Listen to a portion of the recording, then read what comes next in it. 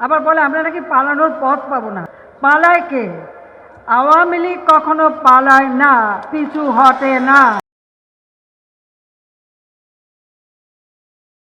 যারাই শেখ হাসিনার অনুগত ছিলেন, করতেন হাসিনার তোষামদ এবং গুণকীর্তন, এমন মন্ত্রী, সাবেক সংসদ সদস্য, আমলা, সাংবাদিক, শিল্পীদের মাঝে ৮৩০ প্লট বিলিয়ে দিয়েছেন শেখ হাসিনা। এখন এসব প্লটের কাঠা প্রতি বাজার মূল্য কোটি টাকার বেশি। রাজুকের এই প্লটের আয়তন ৩, ৫, ৭ এমনকি ১০ কাঠা করে, যার মধ্যে শেখ হাসিনা ও তার পরিবারের ৫ জন পেয়েছেন সর্বোচ্চ ১০ কাঠা করে প্লট। আর প্রতি ১০ কাঠার নির্ধারিত মূল্য ধরা হয় ৩০ লাখ টাকা। ক্ষমতাচ্যুত আওয়ামী লীগ সরকারের ১৫.৫ বছরে এভাবে সরকারি চাকরি, জনসেবা ও সমজাতীয় খাতে জাতীয়ভাবে অসামান্য অবদানের নামে সাবেক প্রধানমন্ত্রী শেখ হাসিনা অথবা আওয়ামী লীগের ঘনিষ্ঠদের দেওয়া হয় রাজুকের প্লট। রাজধানী উন্নয়ন কর্তৃপক্ষের পূর্বাচল নতুন শহর, উত্তরা তৃতীয় প্রকল্প ও ঝিলমিল আবাসিক প্রকল্পের প্লটগুলো তারা পেয়েছেন কাঠাপ্রতি মাত্র ২ থেকে ৩ লাখ টাকায়। যদিও এসব প্লটের বাজার মূল্য তখনও বহুগুণ বেশি ছিল। বিশেষ এক অনুসন্ধান থেকে পাওয়া যায়, সবচেয়ে বেশি প্লট বরাদ্দ পেয়েছেন বিগত ৩ সংসদের সাবেক সংসদ সদস্যরা। তাদের সংখ্যা অন্তত ২৫৬।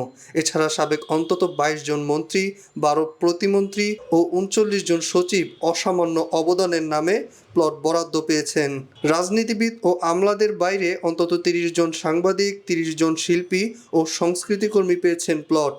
তালিকায় আছেন আওয়ামী লীগ, যুবলীগ ও ছাত্রলীগের নেতা, ব্যবসায়ী, ঠিকাদার, বিচারপতি, প্রবাসী, আইনজীবী, বিশ্ববিদ্যালয়ের শিক্ষকসহ অনেকেই।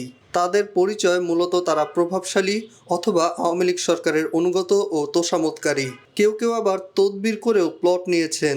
এমনকি স্বৈরশাসক শেখ হাসিনার অ্যাসাইনমেন্ট অফিসার, ব্যক্তিগত কর্মকর্তা, ব্যক্তিগত সহকারী এবং প্রধানমন্ত্রীর কার্যালয়ের অন্তত ১৫ জন গাড়ি চালকও পেয়েছেন এমন প্লট। প্লট পাওয়া ব্যক্তিদের মধ্যে আছেন গডফাদার, অর্থ আত্মসাৎকারী, ঋণখেলাপি, বিতর্কিত ব্যক্তি এবং সাবেক মন্ত্রী ও সচিবের মেয়ে।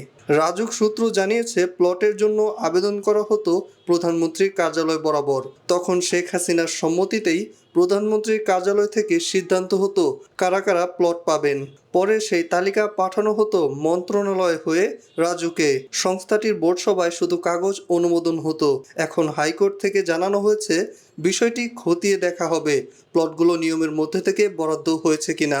প্লট পাওয়া ব্যক্তিদের নোটিশ দেওয়া হবে। আত্মপক্ষ সমর্থনের সুযোগ দেওয়ার পর তা যৌক্তিক না হলে প্লটগুলো বরাদ্দ বাতিল বলে গণ্য হবে।